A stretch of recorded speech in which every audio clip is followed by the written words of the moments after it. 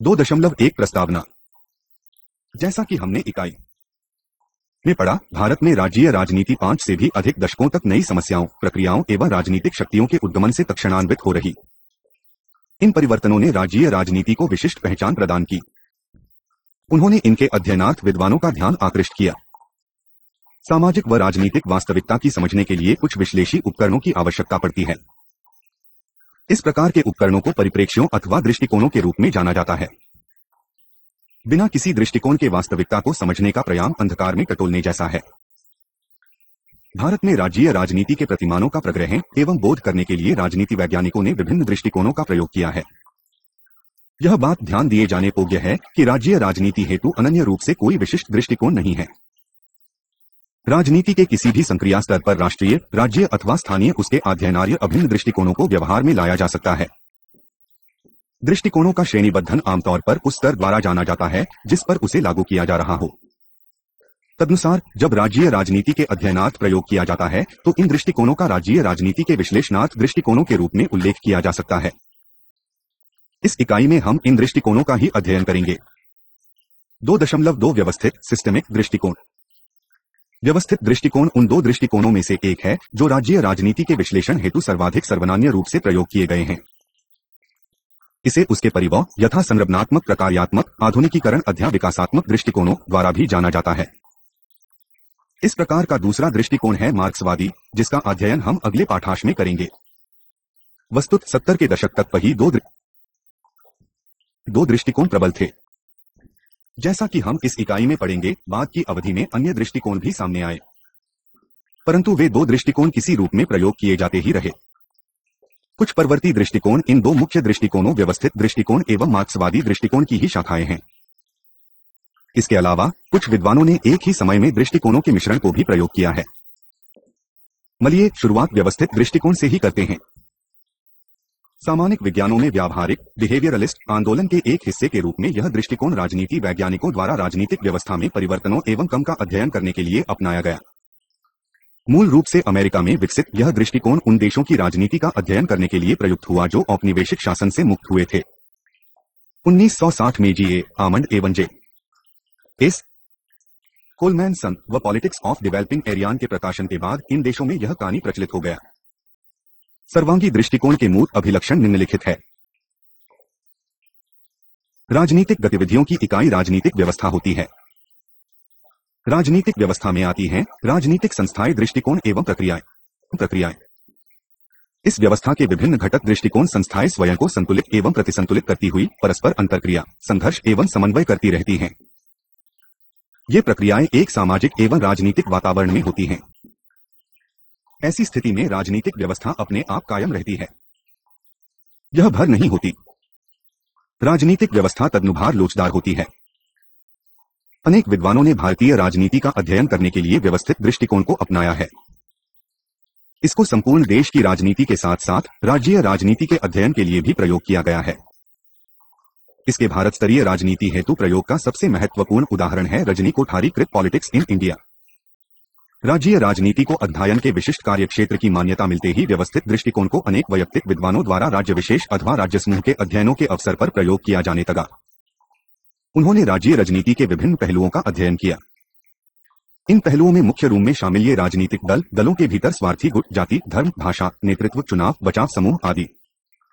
इन पहलुओं को राजनीतिक व्यवस्था की उपव्यवस्था के रूप में भी लिया गया। वो विषय जी अध्ययनों के सबसे महत्वपूर्ण अंग गिने जाते हैं, वे हैं राजनीतिक दल एवं जाति।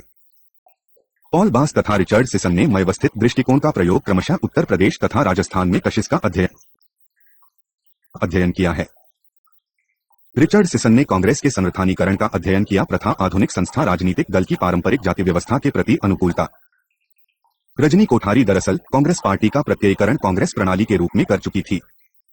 कांग्रेस ने अपने भीतर गुच्चाजी के प्रति अनुकूलन में लचीलापन दर्शाया था।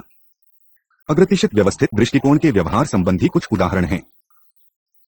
नाती ने समाजशास्त्रियों की ही भांति राजनीति वैज्ञानिकों का भी ध्यान आकृष्ट किया।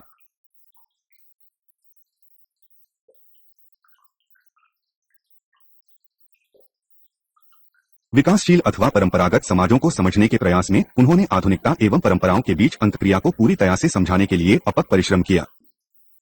आधुनिकता को आधुनिक राजनीति संस्थाओं एवं प्रक्रियाओं से पहचान मिली, यथा निर्वाचित सरकार, राष्ट्र राज्य, आधुनिक नेतृत्व या अभिजात वर्ग, सार्वभौम वधस्क मताधिकार, पार्टियों, चुनाव आदि, जो कि नवोपनिवेशीकृत देशों के लिए नए थे। दूसरी ओर परंपरा को पहचान मिली जाति, धर्म, जनजाति आदि आरोप्य अथवा आदिम सहज गुणों से।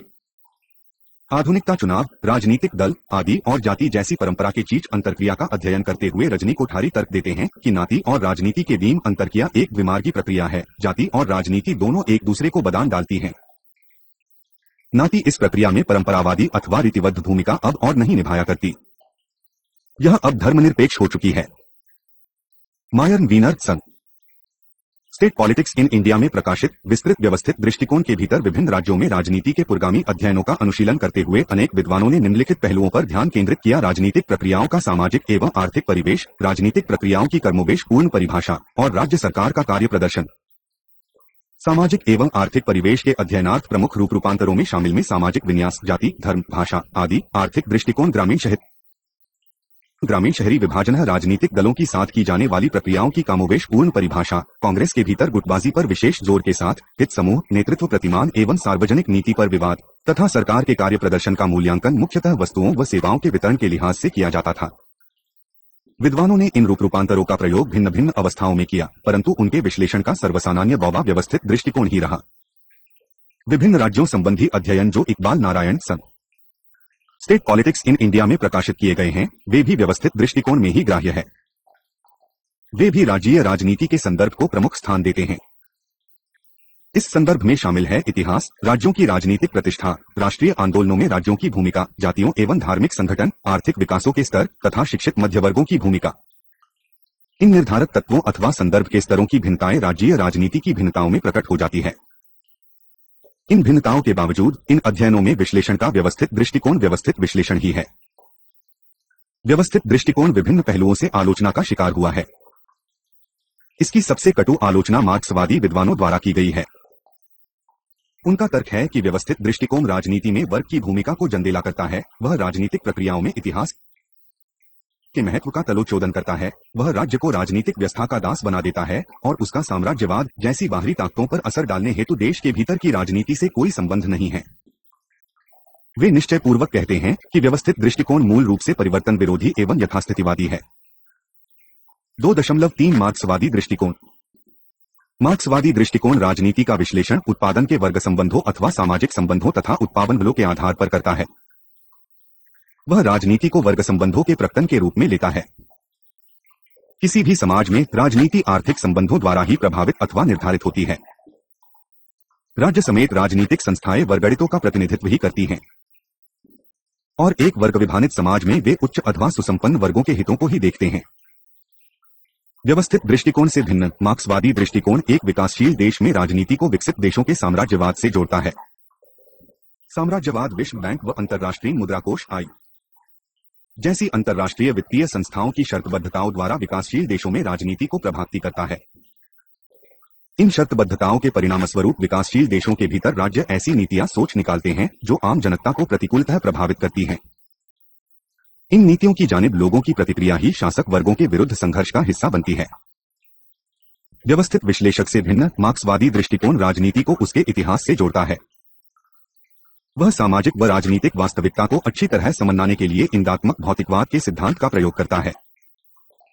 वदात्मक भौतिकवाद के इस प्रकार के प्रयोग को ऐतिहासिक भौतिकवाद के नाम से जाना जाता है। यह बात महत्व दिए जाने योग्य है कि मार्क्सवादी विश्लेषण का प्रयोग व्यवस्थित विश्लेषण के मुकाबले अधिक अनार्विषयक इंटरडिसिप्लिनरी रखा है। इन भिन्नताओं के आलोक में मार्क्सवादी दृष्टिकोण को दो समूहों में बांटा जा सकता है: क्लासिकल मार्क्सवादी दृष्टिकोण एवं नवमार्क्सवादी दृष्टिकोण। वर्ग की भूमिका अथवा आर्थिक वर्गों को निर्धारित करने के विषय में मार्क्सवादी विद्वानों के बीच भेद हैं। 2 मार्च 2001 क्लासिकल मार्क्सवादी दृष्टिकोण। कम्युनिस्ट मैनिफेस्टो में उल्लिखित सैद्धांतिक मार्क्सवादी अभिगम राजनीति के संबंध में अर्थव्यवस्था की एक अतिनिर्णयकारी भूमिका का अनुसरण करता है। इस स्थिति में अर्थव्यवस्था आधार होता है और राजनीति अधिरचना। The 18th Brumaire of the Louis Bonaparte में आधार की निर्णयकारी भूमिका के संबंध में मार्क्स व एंजेल ने अपने शोध प्रबंध को संशोधित किया। तदोपरांत में ऐसा मानने लगे कि अधिरचनाएं हमेशा ही आधार द्वारा निर्धारित नहीं होती। प्रवृत्ति की अपनी सापेक्ष स्वायत्तता रिलेटिव ऑटोनॉमी है। परंतु अंतिम विश्लेषण में यह आधार ही होता है जो अधिरचना को निर्धारित करता है। तदनुसार राजनीति अपनी सापेक्ष स्वायत्तता रहती है। व्यवस्थित दृष्टिकोण की भांति क्लासिकल मार्क्सवादी दृष्टिकोण का प्रयोग भी राष्ट्रीय एवं राज्यीय स्तरों पर राजनीति के अध्ययनार्य किया गया है। क्लासिकल मार्क्सवादी दृष्टिकोण द्वारा किए गए स्वातंत्र्योत्तर काल में संबंधित प्रमुख अखिल भारतीय स्तर के अध्ययनों में चार्ल्स बैटलहीम की इंडिया ईस्ट हिंद तथा अचिन वनायक की द पेटफुल ट्रांजिशन इंडिया गुर्जा डेमोक्रेसी शामिल है। क्लासिकल मार्क्सवादी विश्लेषण का प्रमुख प्रयास कृषि संबंधों एवं भूमि सुधारों तथा विभिन्न राज्यों में श्रमिक संघ आंदोलनों का अध्ययन रहा है। गैर आर्थिक कारकों के मुकाबले आर्थिक कारकों को अत्यधिक मात्रा देने के लिए क्लासिकल मार्क्सवादी दृष्टिकोण की आलोचना की जाती है। सैद्धांतिक मार्क्सवादी अभिनव के अनुयायी यह आरोप लगाते हैं मार्क्सवादी दृष्टिकोण वर्ग से राजनीति की स्वायत्तता को स्वीकार करता है जो कि सापेक्ष होती है, परंतु अंततोगत्वा यह वर्ग ही है तो निर्णयकारी होता है। इसकी बजाय के सर्वांगी दृष्टिकोण के अनुयायी जन हैं जो वर्ग की भूमिका की कीमत पर जाति अथवा गैर आर्थिक कारकों की उपेक्षा करते हैं। 2 मार्च 2002 नवमार्क्सवादी दृष्टिकोण। यह मार्क्सवादी पहलू जो गैर आर्थिक कारकों संस्कृति राजनीति अथवा किसी जन्य विषय के विश्लेषण के प्रति चेतन पर उचित ध्यान देता है नत्र मार्क्सवाद के नाम से जाना जाता है। नवमार्क्सवाद ने ग्रांसी बैंकफर्ट स्कूल तथा राल्फ मिलियॉट के प्रभाव के चलते जन्म लिया। ग्रेंसीवादी प्रभाव सवारटन स्कूल में सबसे अधिक दिखाई देता है। रणजीत गुहा द्वारा प्रचलित सथान स्कूल आधुनिक भारतीय इतिहास संबंधी अध्ययन में प्रसिद्ध है, परंतु सवालर्टन स्कूल द्वारा प्रमुख अंतर्दृष्टि एवं संकल्पनाएं वैयक्तिक राजनीति वैज्ञानिकों द्वारा समकालीन राजनीति के अध्ययनार्थ भी प्रयोग की जाती है। सथान स्कूल का प्रयोग करने वाले विद्वानों का तर्क है कि जनसाधारण अपनी स्वतंत्र चेतना विकसित करता है और तदनुसार ही बाह्य अभिकरणों के प्रभाव से मुक्त रहकर फैसले करता है। फ्रैंकफर्ट स्कूल जो कि फ्रैंकफर्ट जर्मनी में स्थित है से संबंध रखने वाले अल्सर कोलाकोस्की उलांजो आदि दार्शनिकों ने क्लासिकल मार्क्सवाद के दवात्मक भौतिकवाद की आलोचना की। 2.4 उत्तराधुनिकतावादी पोस्ट मॉडर्न दृष्टिकोण। जैसा कि हमने इकाई 1 में पढ़ा, भारत में अनेक महत्वपूर्ण राजनीतिक सामाजिक एवं कार्मिक परिवर्तन हुए हैं। इन परिवर्तनों का संकेत उन्नतिल भूमंडलीय लोकतंत्रीकरण विकेंद्रीकरण जाति धर्म व नृजाति पर आधारित पहचानों का प्रकटन एवं अभिगमन तथा नए सामाजिक आंदोलनों से मिलता है। इस घटनाक्रम की अनेक पहलुओं से देखा समझा जा सकता है जिनमें व्यवस्थित एवं मार्क्सवादी हलू शामिल है। कुछ विद्वान एक से अधिक दृष्टिकोणों का संकरण कर रहे हैं, परंतु कुछ विद्वानों में यह समझ बढ़ रही है कि इस समय तक उपलब्ध दृष्टिकोण राजनीति के नए अभिलक्षणों को स्पष्ट करने में सक्षम नहीं है। वे वैकल्पिक दृष्टिकोण अपनाते हैं जिन्हें उत्तराधुनिकतावादी पोस्ट मॉडर्न दृष्टिकोण कहा जाता है। ल्योलाई जैसे दार्शनिकों की कृतियों से प्रेरित उत्तराधुनिकतावाद अनेक विचारधाराओं के लिए विश्लेषण संबंधी एक महत्वपूर्ण दृष्टिकोण बन गया है। उत्तराधुनिकतावादी दृष्टिकोण के अनुयायी जन समाज में संकटकाल के लिए विकास की आधुनिकतावादी मुक्ति व उसके प्रतीक विचारों को जिम्मेदार दोहराते हैं। उनके अनुसार आधुनिकतावादी युक्ति ने लघुतर पहचानों परंपराओं एवं देशव विद्या पद्धति को स्वायत्तता प्रदान नहीं की है। उत्तराधुनिक परिप्रेक्ष्य का प्रयोग पहचानों सामाजिक आंदोलनों एवं पराकाष्ठा प्राप्त सामाजिक संघर्षों अथवा नृजातीय सांप्रदायिक दंगों के भी इन दिनों उठ खड़े होने के कारण जरूरी हो गया है। वे विद्वान जो उत्तर आधुनिकतावादी दृष्टिकोण का प्रयोग करते हैं परंपराओं सतत विकास और देशज ज्ञान में आधुनिकता का विकल्प पाते हैं। आधुनिकता के विरोध के कारण गांधीवादी समाजवादी गैर पारंपरिक मार्क्सवादी पर्यावरणविद आदि एक साझा मंच पर आए। ऐसे आंदोलन आधुनिकता से मोहभंग व बिन सही विकल्प की तलाश को उत्तराधुनिकतावाद कहा जाता है। उत्तराधुनिकतावादी दृष्टिकोणों का प्रयोग पहचानी उपद्रवों सामाजिक आंदोलनों के अध्ययन हेतु होता है। इनका प्रयोग विभिन्न विभागधाराओं के विद्वानों द्वारा किया जाता है। बलिए राज्य राजनीति के अध्ययनार्थ इसके प्रयोग पर विचार करते हैं। कुछ विद्वानों के बीच यह समझ यह रही है कि राजनीतिक व्यवस्था का अध्ययन विश्लेषण की बृहद इकाई राष्ट्र राज्य राजनीतिक व्यवस्था दलीय प्रणाली जाति व्यवस्था आदि के रूप में किए जाने पर आधुनिकीकरण योजना का प्रभाव पड़ा है, जबकि व्यवहार में आधुनिकीकरण अथवा आधुनिकता की राजनीति किसी राजनीति इकाई के अत्यतों को पर्याप्त स्वायत्तता नहीं देती। शास्त्रीय अध्ययनों में आधुनिकीकरण योजना अथवा आधुनिकता का प्रभाव इन अवयवों की उपेक्षा में दिलाई देता है। विश्लेषण के इस प्रकार के दृष्टिकोण से अलग होने के लिए अनेक विद्वजन उनकी स्वायत्तता को स्वीकार करने के लिए बृहद इकाइयों के लड़ों का अध्ययन किए जाने की आवश्यकता पर बल देते हैं। उत्तराधुनिकतावादी से एक पहलू जटिल रूप से जुड़ा है डिस्कार्स अथवा विकंस्ट्रक्शनिस्ट। डिस्कार्स अथवा विकंस्ट्रक्शनिस्ट परिप्रेक्ष्य के अनुसार किसी विवरण की विषय वस्तु को टुकड़ों में तोड़कर अस्ता उसकी व्याख्या करके समझा जा सकता है।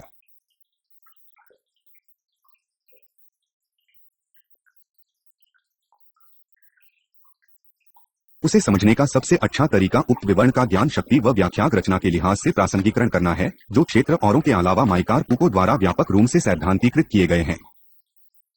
उदाहरण के लिए, एक से अधिक पक्षों के बीच विवाद की स्थिति में यह जानना मुश्किल होता है कि सच क्या है।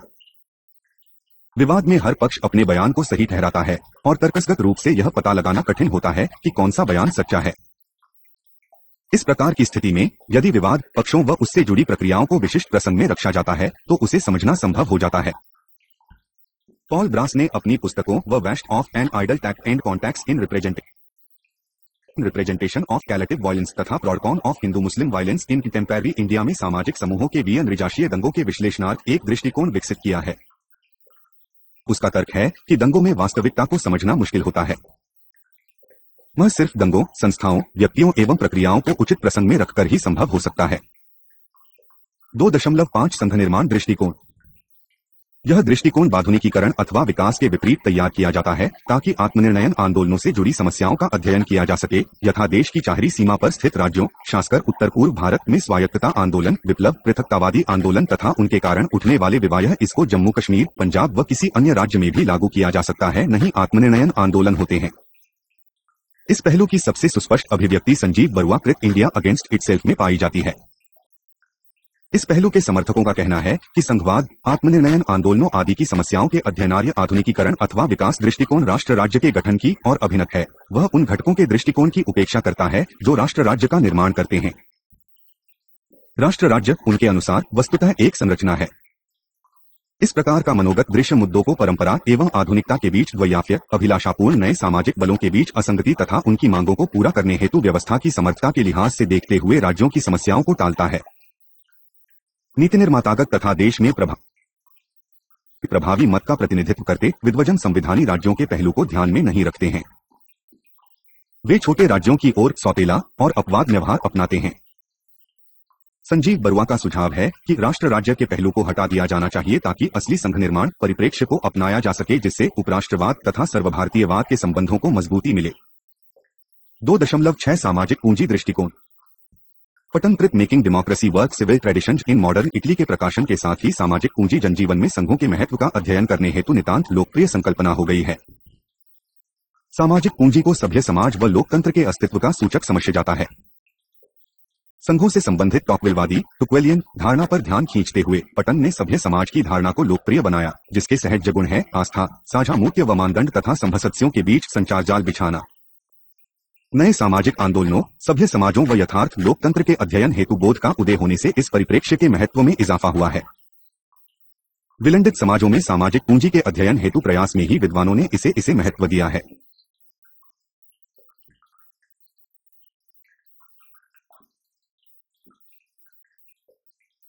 अपनी पुस्तक ethnic conflict and civic life Hindus and Muslims in India में आशुतोष वार्षिय ने भारत के 6 शहरों में नृजातीय दंगों के अध्ययनार्थ सामाजिक पूंजी दृष्टिकोण का प्रयोग किया है।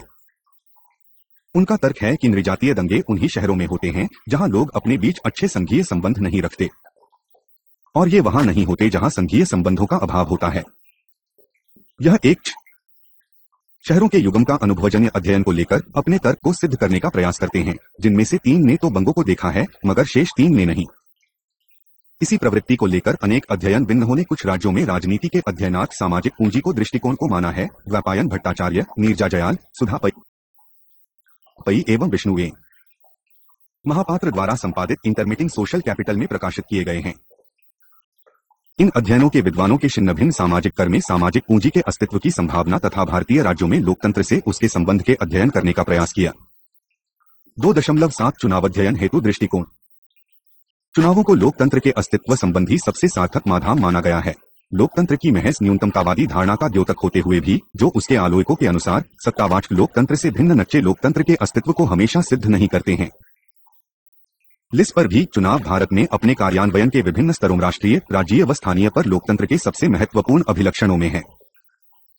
उनका महत्व 20वीं सदी के अंतिम दशक से ही भारत में बढ़ी चुनाव बारंबारता के साथ और भी बढ़ गया। चुनावों ने चुनावी राजनीति के अध्ययनार्थ विद्वानों, पत्रकारों व चुनाव विश्लेषकों के अवधान को विवादित बनाया है, खासकर राष्ट्रीय व राज्यीय सार पर। चुनावों में जाम रवि जो मुख्यतः 60 के दशक में शुरू हुई, 90 के दशक में और भी बढ़ गई। चुनावों के पहले और बाद में जनसमूह, सर्वेक्षण एजेंसियों, चुनाव विश्लेषक जन सर्वेक्षण कराते हैं ताकि जनता की जिज्ञासा तुरंत शांत कर सकें। साथ ही भारत में लोकतंत्र के विश्लेष आंकड़े उपलब्ध करा सकें। इसको सर्वेक्षण अनुसंधान कहा जाता है। इस दिशा में विकासशील समान अध्ययन केंद्र centre for the studies of developing societies नई दिल्ली द्वारा किए गए प्रयास, जहां तक कि शास्त्रीय विश्लेषण के उपयोग हेतु उसके सैकड़ों के प्रयोग का संबंध है, सराहनीय है। अति सावधानी पूर्वक चुने गए नमूनों पर किए गए चुनाव सर्वेक्षण मतदाताओं, निर्वाचन क्षेत्रों की परिता पर आधारित आंकड़े जुटाते हैं और उनसे चुनाव परिणाम को जोड़ते हैं ताकि बालों, लोकतंत्र आदि के कार्य प्रदर्शन का मूल्यांकन कर सकें। क्या भारत और अधिक लोकतांत्रिक रहा है? जैसे सवालों को उत्तर बड़ी संख्या में सामाजिक समूहों की बढ़ती भागीदारी के आलोक में पाने का प्रयास किया जाता है। चूंकि चुनावों के अध्ययनार्थ सर्वेक्षण अनुसंधान समयबद्ध होते हैं, वे चुनावों के पूर्व या पश्चात कराए जाते हैं। ये यह नहीं बताते कि जब चुनाव नहीं होते हैं तो क्या होता है। Paul R. ग्रॉस का तर्क यह है कि यदि सर्वेक्षण अनुसंधान पारिस्थितिक विश्लेषण के साथ पुष्ट किया जाए तो हम राजनीतिक प्रक्रियाओं का काफी बेहतर विश्लेषण करने में सक्षम हो सकते हैं। पारिस्थितिक विश्लेषण का अर्थ है किसी देश अथवा देश के भीतर राज्य के विभिन्न क्षेत्रों से प्राप्त आंकड़ों का विश्लेषण। ये आंकड़े आर्थिक, सामाजिक, शैक्षणिक आदि विभिन्न हक क्षेत्रों में रह रहे लोगों की रूपरेखा विषयक हो सकते हैं। सहसंबंध सहायक कोरिलेशन कोएफिशिएंट विश्लेषण की मदद से विभिन्न सामाजिक समूहों के साथ राजनीतिक दलों के चुनावी प्रदर्शन को निश्चित किया जा सकता है। ग्रास ने the politicisation of peasantry in UP के अध्ययन हेतु पारिस्थितिक विश्लेषण के साथ सर्वेक्षण आंकड़ों को